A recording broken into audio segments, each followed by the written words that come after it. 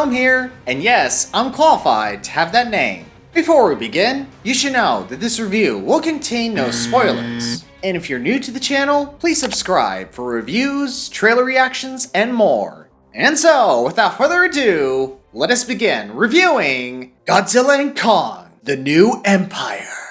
I'm not even sure if it's Godzilla and Kong or just Godzilla X or versus.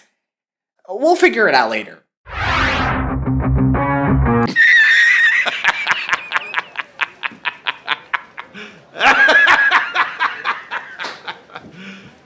You serious?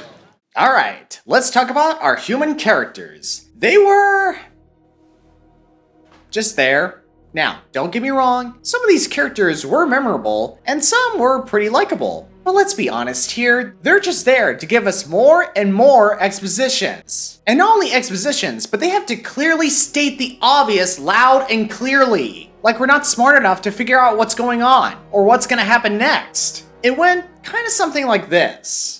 Oh man, King Kong's in trouble. He needs Godzilla. Only the two of them can defeat the Scar King ripoff from the Lion King. Did you hear me?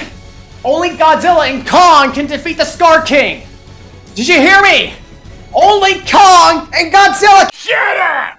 Geez, sorry, I'm sorry. I'm just making a point. Kaiju and visuals.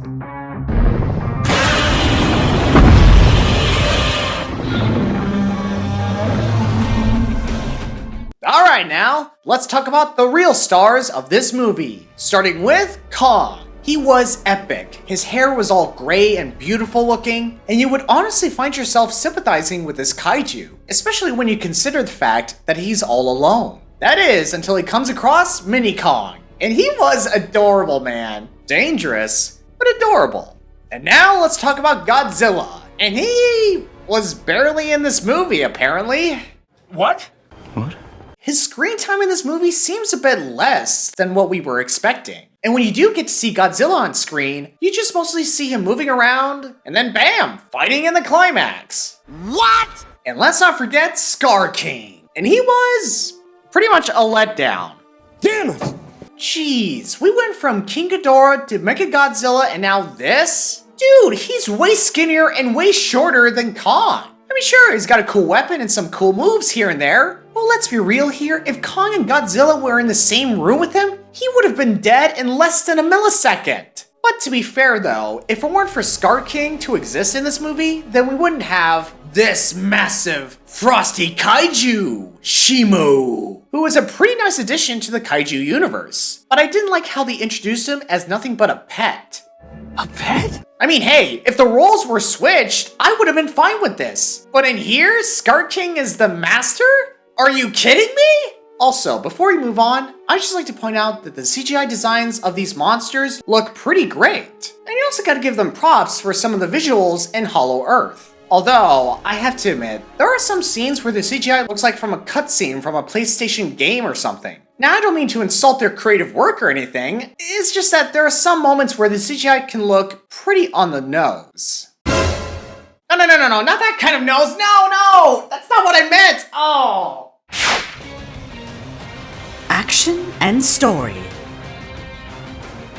Now, when you see these monsters fight, oh man, these monster fights do not fail, especially the climax. While it could have been done better, especially given Scar King, I thought the climax was huge, creative, and all around spectacular. Especially this shot. I mean, look at this. It looks freaking amazing. Dear God, it's beautiful. Now for the story. To be frank with you guys, it's just repeating what's already been done before in the previous movie. And this might be an unpopular opinion, but I don't think Godzilla was needed for this movie. What? I mean, when you think about it, Kong is the sole focus of this story. I mean, for crying out loud, Scar King is another gorilla, leader of another species of gorillas. If I'm being really honest, I don't think Kong needed Godzilla's help to begin with. He could have easily gotten help from another kaiju. So with all due respect, but what do you have against Godzilla? I have nothing against Godzilla, nothing. It's great to see him fighting alongside with Kong, but it's just... Why did they have to make him pink? Overall, my friends, this movie is what you expect. Godzilla and Kong fighting each other and then fighting other monsters in the end.